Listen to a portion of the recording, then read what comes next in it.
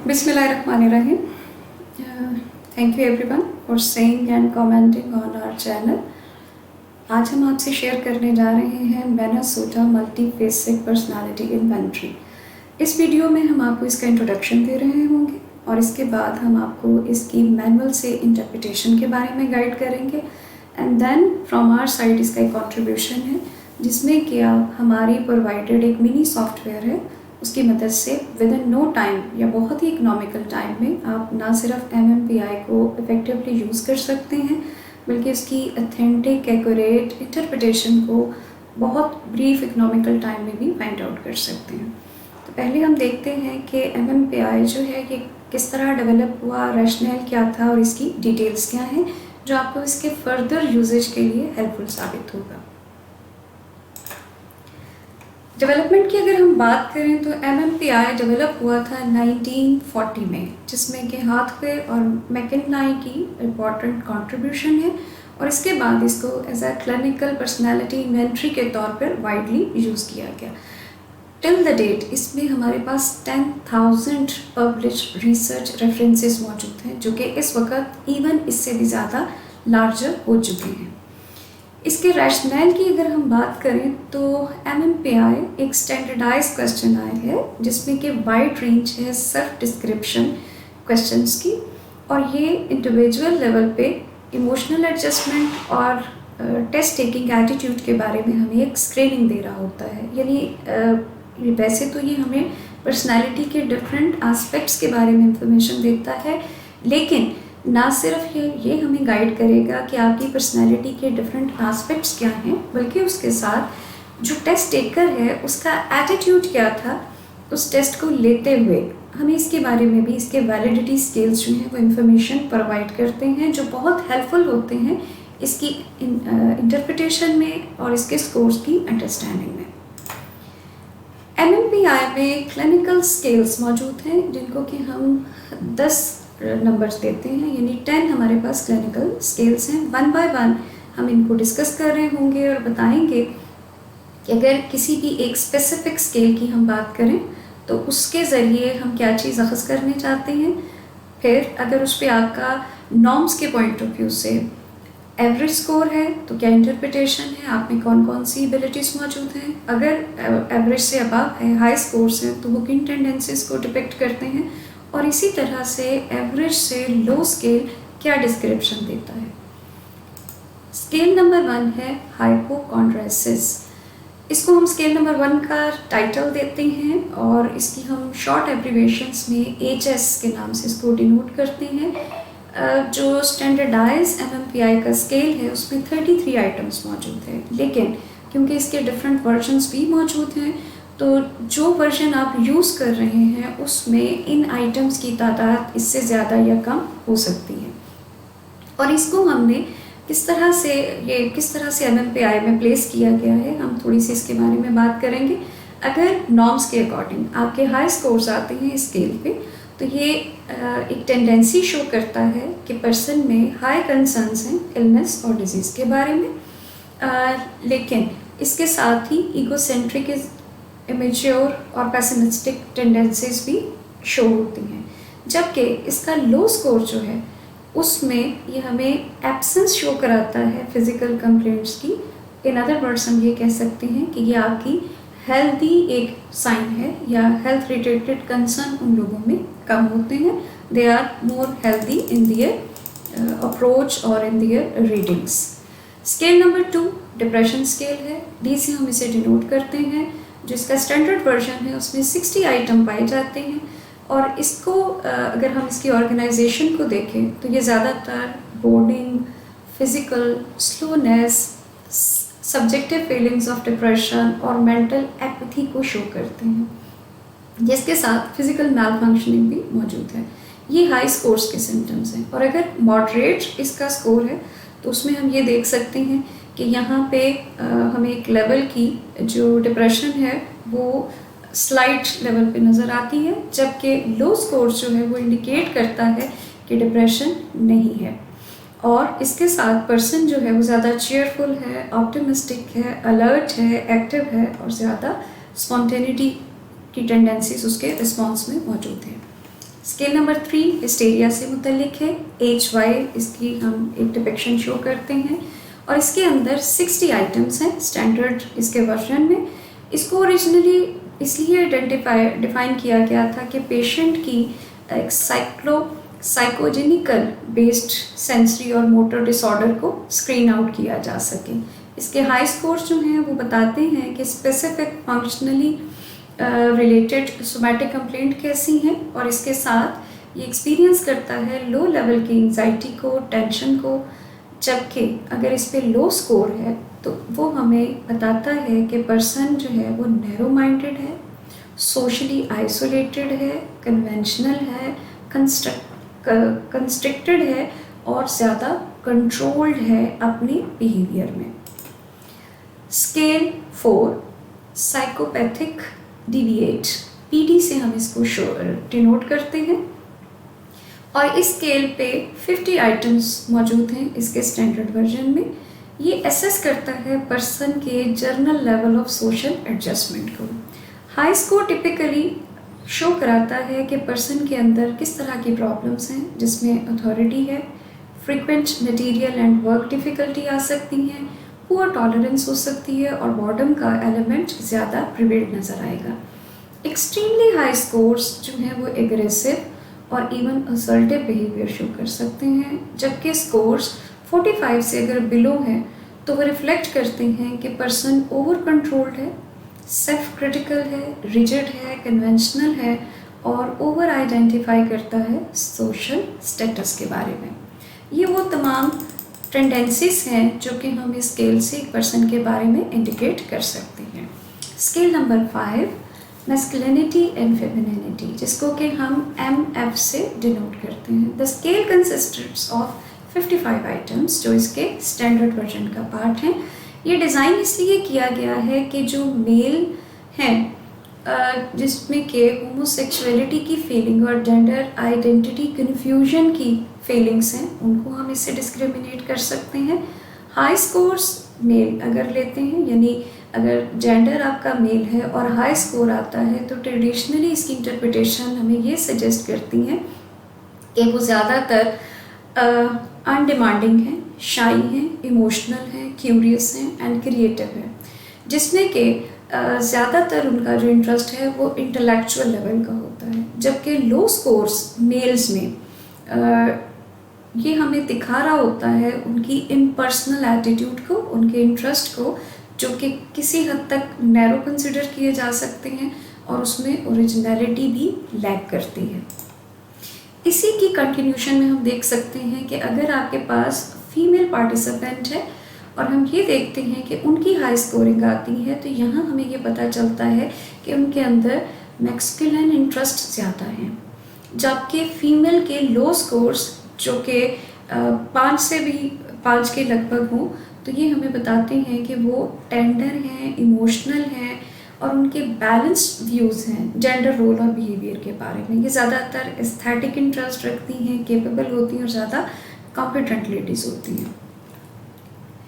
Paranoia, हमारा जो scale 6 है उसको टाइटल दिया जाता है पैरानोया का और उसको हम डिपिक्ट करते हैं PA के साथ। इसमें स्टैंडर्ड वर्जन में 40 आइटम्स मौजूद हैं और ये डिज़ाइन किया गया है कि पर्सन के पैरानॉइड कंडीशंस और पैरानॉइड स्टेट को आइडेंटिफाई किया जाए।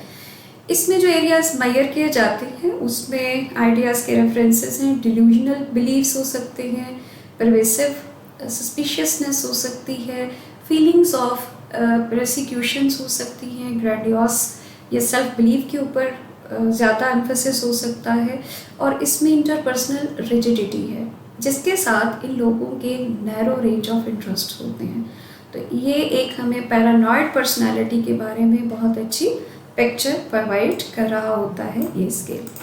इसी की कंटिन्यूशन में अगर हम देखें तो एक्सट्रीमली हाई स्कोर्स अगर हमें स्केल 6 पे मिलते हैं तो वो इंडिकेट करते हैं कि ये पर्सनल बहुत ज़्यादा सस्पिशियस है, ब्रूडिंग है, रिजेंटफुल है और उसमें एंगर का भी एलिमेंट हाई है।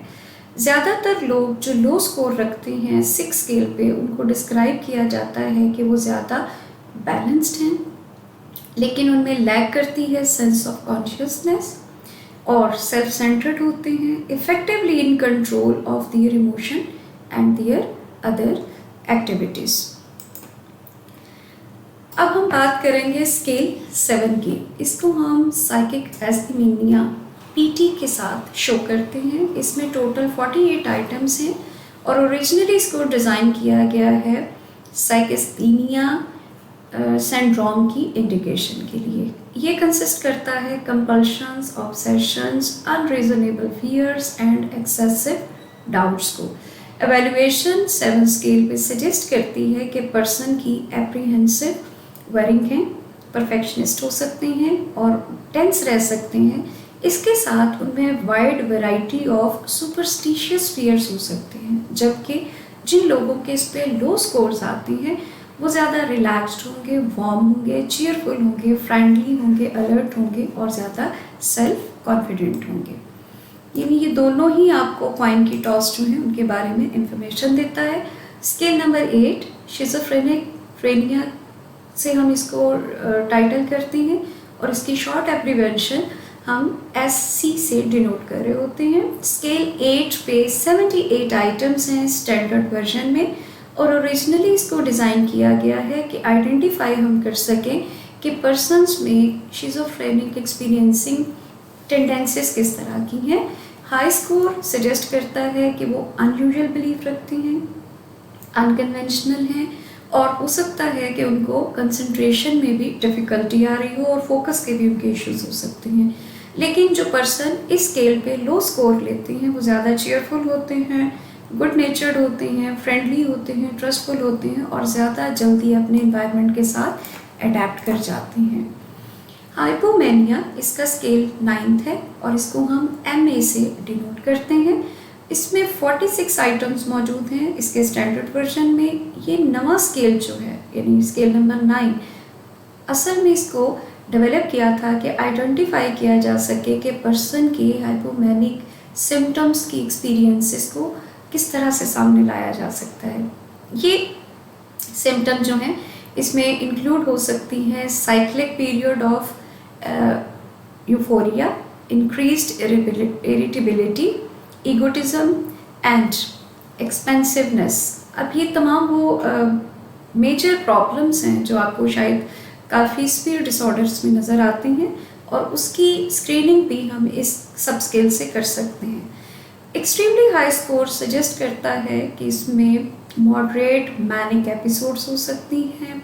जिन पर्सन्स का लो स्कोर आए स्केल 9 पे उनको हम कहते हैं कि they are low level of energy and activity उनमें मौजूद होती है। हमारा स्केल 10 या जनरली इसको 0 से भी डिनोट करते हैं, ये सोशल इंट्रोवर्जन स्केल कहलाता है। SI से हम इसको डिनोट करते हैं और ये डेवलप किया गया है ऐसे रिस्पॉन्सेस से जो कॉलेज स्टूडेंट्स के थे उन क्वेश्चन आर से रिलेटेड जो इंट्रोवर्जन और एक्सट्रोवर्जन के कॉन्टिन्यूम पर मौजूद थे। इसको भी वैलिडेट किया गया उन डिग्रीज की बेसिस पे जो स्टूडेंट की सोशल एक्टिविटीज़ के पॉइंट ऑफ व्यू से थी। अगर इसी को हम मज़ीद देखें तो इस पे हाई स्कोर सजेस्ट करता है कि जो इसका रिस्पोंडेंट है वो शाई है, लिमिटेड सोशल स्किल्स रखता है, अनकंफर्टेबल फील करता है जब वो सोशल इंटरेक्शन में होता है और विड्रॉ कर जाता है मैनी इंटरपर्सनल सिचुएशन से, जबकि लो स्कोर्स डिस्क्राइब करता है warm, outgoing, assertive, self confident and verbally fluent behaviours को। तो ये इंट्रोवर्जन और एक्सट्रोवर्जन की एक अच्छी आइडेंटिफिकेशन प्रोवाइड कर रहा होता है। इसके अलावा हम ये देख सकते हैं कि जो इन स्केल्स के कंटेंट हैं वो किन किन एट्रीब्यूट्स के ऊपर मबनी है। आप देख सकते हैं कि इसके अंदर anxiety, fear, obsessiveness, depression, health concerns, bizarre mentations, anger, cynicism, anti social practices और इस तरह के ये तमाम आइटम्स हैं जो फैमिली प्रॉब्लम से भी मुतल्लिक हैं, सोशल डिस्कम्फर्ट से मुतल्लिक हैं, वर्क इंटरफेरेंस से मुतल्लिक हैं। उन तमाम आइटम्स की ये ख़ास अंदाज की रिप्रेजेंटेशन इस स्केल में शामिल की गई है ताकि जब हम एक ख़ास किस्म के स्केल पे पर्सन की रेटिंग लेते हैं तो उसके पीछे इन तमाम एलिमेंट्स पे ही आइटम्स मौजूद होते हैं जो हमें उस पर्सन की ट्रेनिंग दे रहे होते हैं। Validity is very important of any of the scale.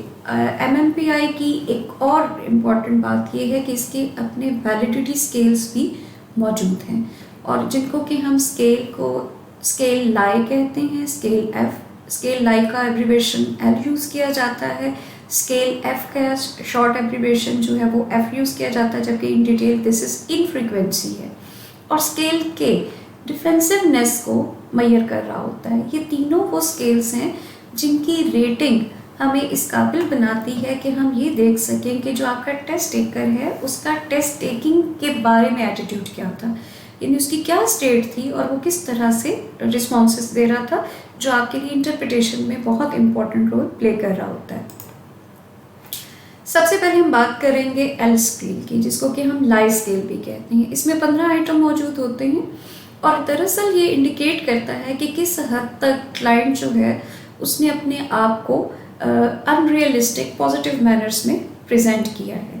High scores जो पर्सन इस पे हासिल करता है, यानी आप देख सकते हैं कि 15 टोटल आइटम हैं और हर आइटम पे आपका 1 स्कोर हो सकता है, तो हाई स्कोर का मतलब है कि जितना वो 5 के करीब होगा वो हाई स्कोर डिपिक्ट करेगा।